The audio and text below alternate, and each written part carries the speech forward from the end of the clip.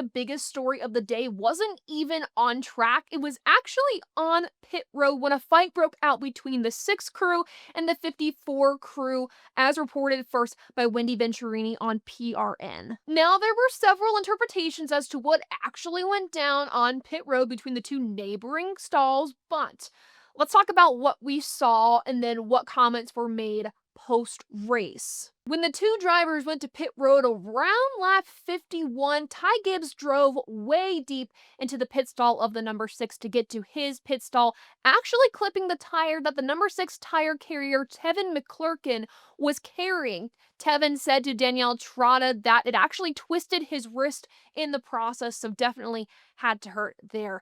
After the stop was done for both crews, you saw Tevin going to the pit crew of the 54 team to show his displeasure, and in turn, we had some words exchanged, some shoves exchanged. NASCAR got involved in this, but leading into this altercation on pit road was the move by Ty Gibbs to get into his pit stall, and there were two conclusions drawn from that move. One was from Steve Letarte, who was very quick to assume that this was an intentional move by Ty Gibbs. He explained that earlier in the race, Chris Buescher got into the back of Ty Gibbs, spun him, and then when he got to pit road, you know what?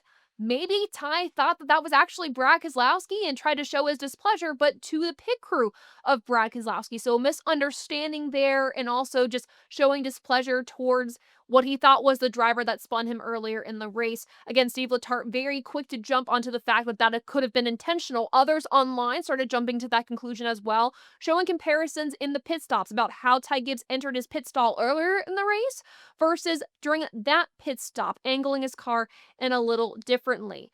Option 2 is that the pit stop actually seemed normal, all things considered, which is the idea that Steve Letarte corrected himself to later in the broadcast after seeing the overhead view of the pit stop, saying that, Ty Gibbs followed the rules, that he has the right-of-way as the car, the pit crew does not have the right-of-way, and everything looked pretty normal. Post-race, Marty Snyder interviewed Ty Gibbs, asking him about this, and Ty Gibbs was like, yeah, I followed NASCAR rules on how I should enter my pit box. He pointed out to the lines in the pit stalls about where he entered, and just said, I have the right-of-way. Ty Gibbs isn't wrong. According to the NASCAR rulebook, he did exactly what he needed to do, and that's that.